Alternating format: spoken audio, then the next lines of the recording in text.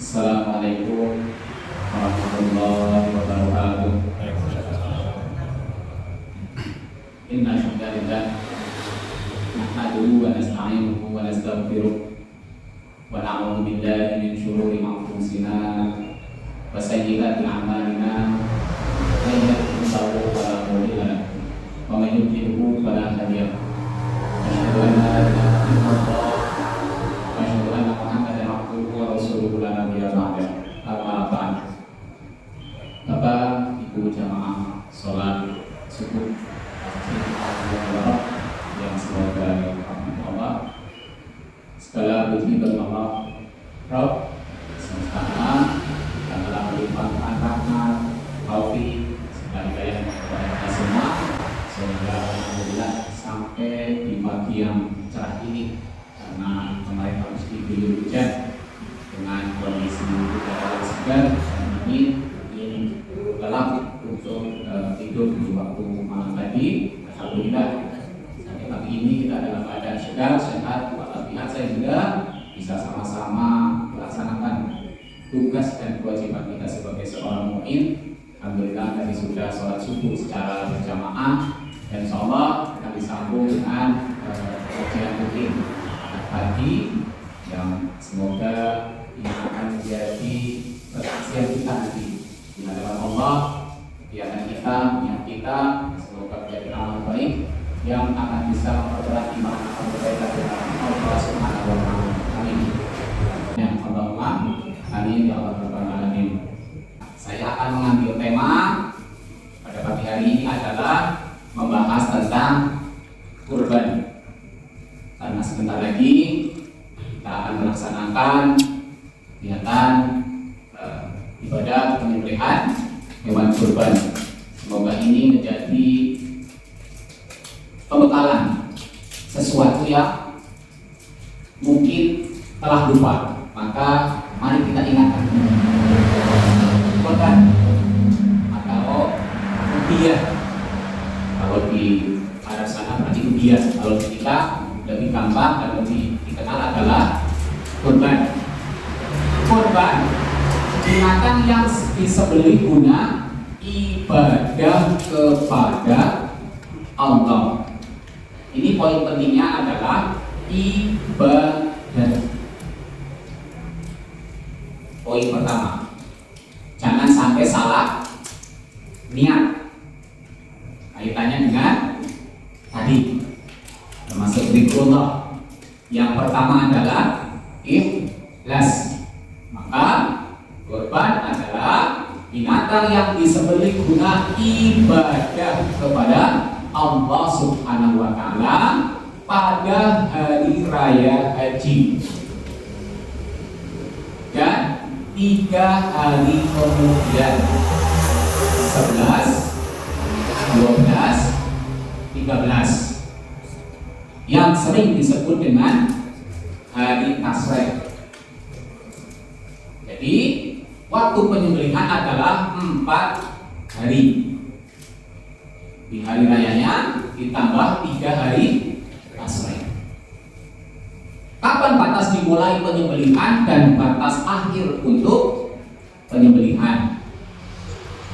Batas dimulai penyembelihan adalah setelah melaksanakan sholat Idul Adha. Tapi bukan berarti bahwa sholat Idul Adha itu sebagai permulaan pelaksanaan, tapi waktu pelaksanaan.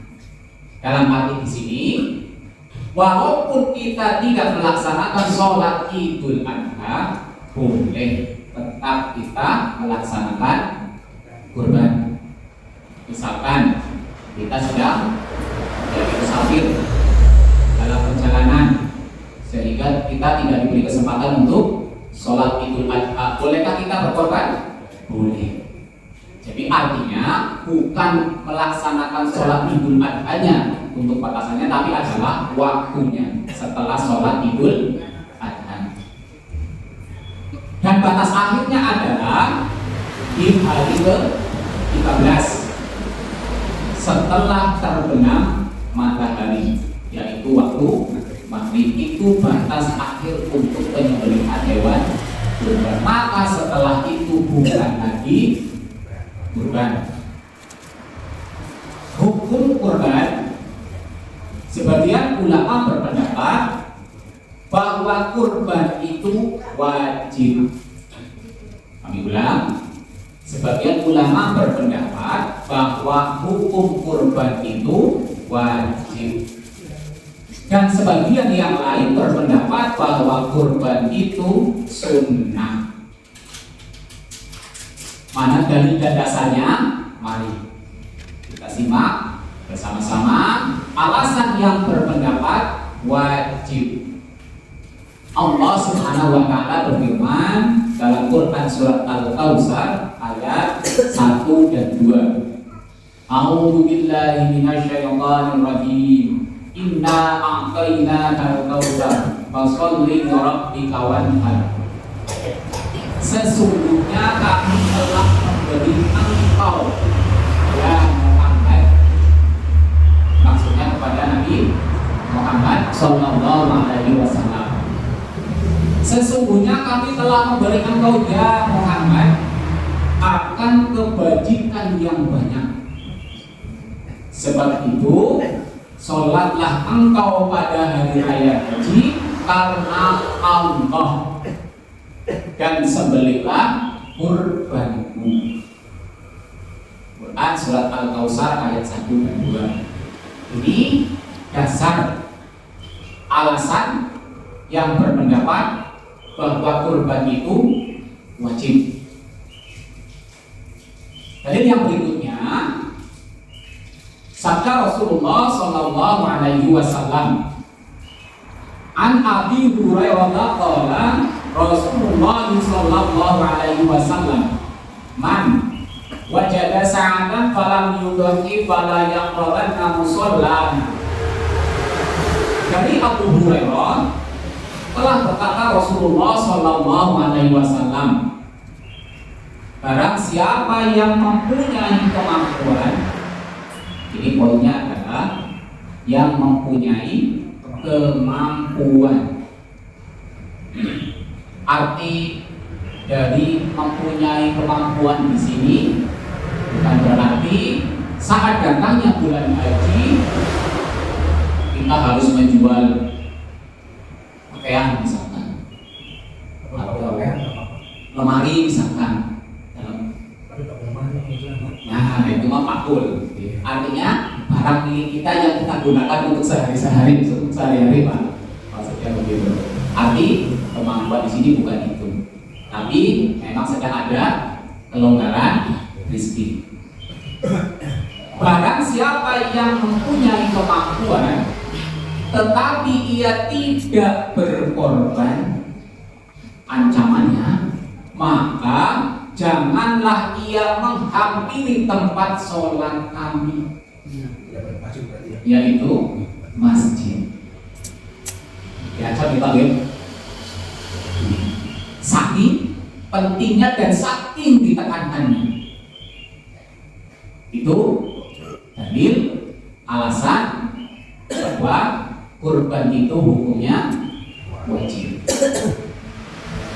Lalu yang kedua, mari kita simak dalil alasan yang berpendapat bahwa kurban itu hukumnya sunnah. Sabda Rasulullah sallallahu alaihi wasallam, qala umirtu bin nahri wa huwa sunnatul lakum. Sabda Rasulullah sallallahu alaihi wasallam, saya disuruh menyembelih kurban. Saya di sini berarti siapa? Nabi Muhammad sallallahu alaihi wasallam. Dan kurban itu sunnah bagi kamu. Kamu di sini berarti kita umatnya Nabi Muhammad sallallahu alaihi wasallam. Kata kita semoga termasuk umatnya Nabi Muhammad sallallahu alaihi wasallam. Itu dalil yang beralasan bahwa hukum kurban itu sunnah. Dalil yang berikutnya, kutiba alat nahru wa laysa biwajibin alaikum. diwajibkan kepadaku berkorban. Kepadakunya berarti siapa Pak? Nabi Muhammad Shallallahu Alaihi Wasallam. Yang tidak wajib atas kamu berarti umatnya Nabi Muhammad Shallallahu Alaihi Wasallam. Itu dasarnya. Maka monggo mantapkan hati, mau pilih yang mana. Di atas ancam, apabila dikasih kemampuan kok tidak mau berkorban, maka jangan dekati atau jangan hampiri tempat sholat kami. Saking ditekankannya. Bapak, Ibu, jamaah syukur yang berbahagia. Binatang yang sah. Tadi poin pertama adalah ibadah kepada Allah. Ini poin yang kedua. Binatang yang sah untuk korban. Kalau tidak sah berarti batal. Sholat kita ingin sah apa enggak? Sah. Pakaian yang kita pakai bersih dan suci. Tidak cukup bersih saja. Walaupun bersih tapi tidak suci, pakaian yang kita pakai sholatnya sah tidak? Tempat yang kita gunakan walaupun terlihat bersih tapi tidak suci, maka sholat kita tidak sah. Itu kaitannya dengan sholat. Sekarang kita masuk kaitannya dengan kurban. Binatang yang sah untuk korban ialah yang tidak bercacat.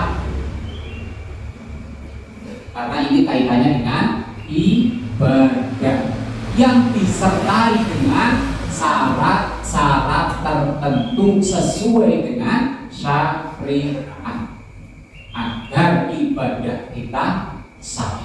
Apalagi ini sudah kaitannya dengan dana, uang yang kita keluarkan, pikiran, tenaga, waktu dan lain sebagainya. Jangan sampai ibadah kita itu rusak karena tidak memenuhi syarat-syarat yang ditentukan. Kategori cacat di sini adalah yang pertama, pincang. Kategori pincang adalah apabila hewan tersebut disuruh jalan, maka akan terlihat jelas. Kalau patah kaki satu disuruh jalan terlihat pincang, terlihat. Apalagi kalau patahnya dua, mungkin akan tidak bisa jalan, lebih jelas lagi. Patah satu saja sudah jelas. Itu sudah kategori cacat. Yang kedua adalah sangat kurus. Padahal hewan kurban yang kita butuhkan adalah dagingnya, bukan sekedar besar, tinggi, tapi tinggal tulang dan kulit saja. Oke. Maka itu juga masuk dalam kategori cacat. Apabila kondisi hewan itu sangat kurus. Yang selanjutnya adalah sakit. Sakit di sini, apa ya Pak? Muyuh Pak, muyuh. Tidak mau makan, tidak mau bangun, bahkan tidak mau bersuara, terlihatnya lemas. Nah itu juga masuk dalam kategori cacat. Yang berikutnya adalah potong telinga. Telinganya putus satu misalkan, atau tanduk. Atau juga kalau hewan besar itu sapi misalkan kukunya bisa saja kukunya lepas, misalkan turun dari mobil salah posisi, bisa nggak? Bisa saja. Atau kakinya patah, bisa saja. Nah maka itu termasuk dalam kategori. Yang berikutnya adalah potong ekornya. Apa mungkin ya Pak? Sangat mungkin. Dan ini pernah saya alami Pak. Dalam Malah diculik. Jadi mobil kan kanan kiri ada tangan-tangannya gitu. Pada waktu itu ekornya itu nyelap, yang di bawah tidak tahu, main tarik saja Pak. Putus itu ekornya 20 juta.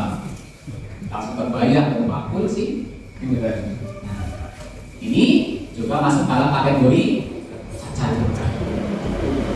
Dan yang sangat sering dan masih banyak di kita yang mungkin kurang memperhatikan, ini yang terakhir, telah berumur. Apa memang kurang tahunya kita, atau memang kita yang tidak mau menanyakan kepada pemilik hewan, atau memang pemilik hewan itu sendiri yang penting dagangannya laku. Ini penting. Kaitannya dengan umur adalah yang pertama, untuk kambing domba doni yang telah berumur 1 tahun lebih. Doni domba, kalau kita bebel lebih.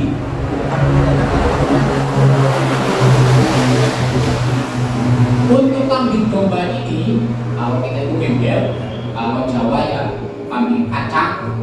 Oke, kambing kacang yang kecil-kecil kalau gemuk itu patokannya 1 tahun lebih atau sudah berganti giginya. Poin.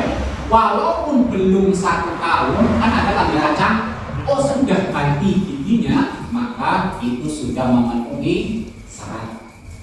Berarti sudah 1 tahun lebih atau sudah ganti. Iya, atau sudah ganti giginya, sudah ada giginya. Jadi walaupun belum 1 tahun, kok giginya sudah copot, sudah koel, itu sudah masuk. Karena apa, ada kambing yang berbeda seperti itu. Tapi ada kambing yang lower, kambing biasa yang telah berumur 2 tahun lebih. Kalau zaman dulu kan ada kambing kibas, itu yang kambing kupingnya panjang dan lebar, yang posturnya tinggi, itu namanya kambing lower Pak. Itu kalau belum 6 bulan belum mau dipacak. Tuh, jenis kambing kibas. Yang ketiga, unta yang telah berumur 5 tahun lebih. Cuma di sana kita hampir tidak ada. Di sini yang menggunakan unta.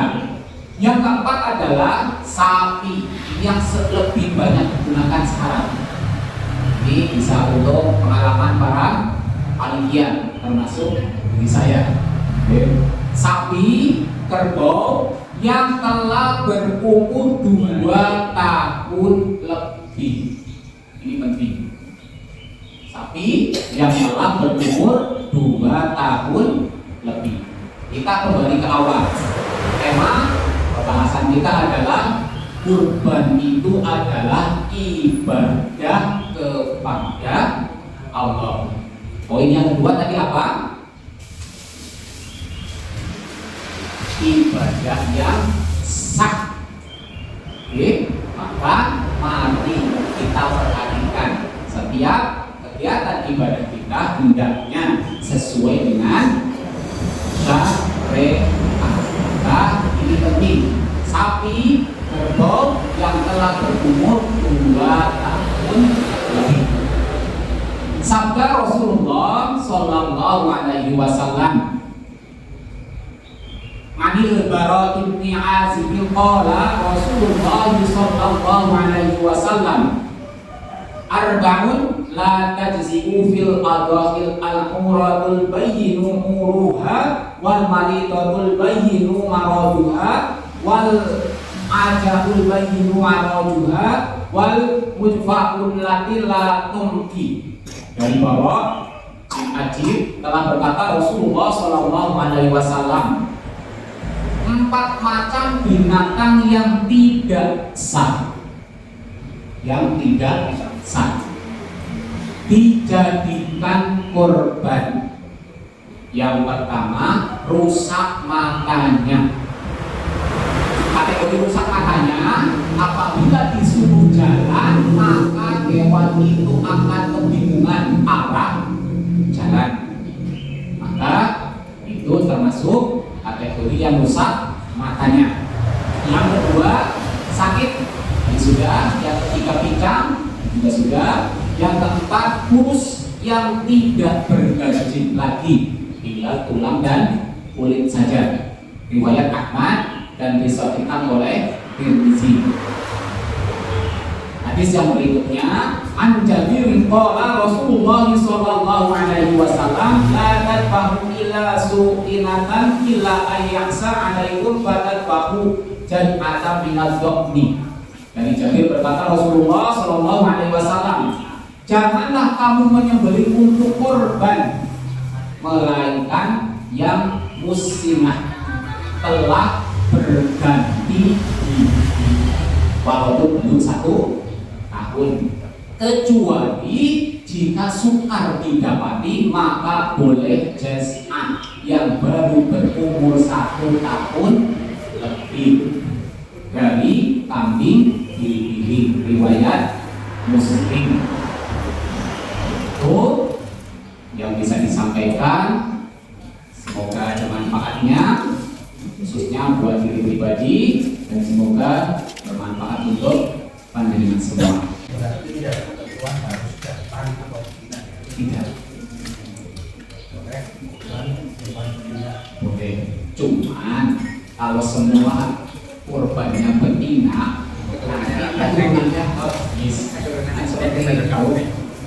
itu sih logika kita di Indonesia. Dan dalam Tapi boleh asal tadi memenuhi syarat-syarat yang ditentukan. Tapi kalau sedang hamil, Nah, ini yang dikhawatirkan itu kan. nah, itu cacat atau bukan? betina di sini dibolehkan itu asal bisa menjamin bahwa 1, hewan itu belum pernah dipacak. Baik belum pernah dipacak karena memang belum pernah, atau telah melahirkan belum dipacak lagi. Maksudnya begitulah. Ini berarti kan kaitannya dengan pemilik hewan. Kita pastikan bahwa itu sudah berumur apa belum, kondisi isi atau hamil atau belum. Karena jangan sampai berkorban berharap pahala. Nah,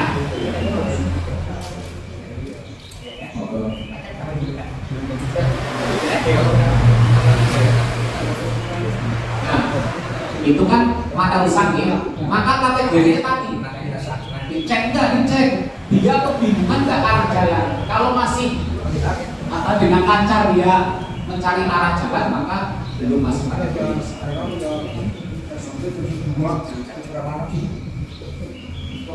Cukup.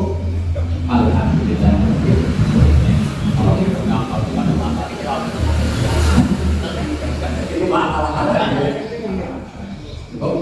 Terima kasih. Alhamdulillah.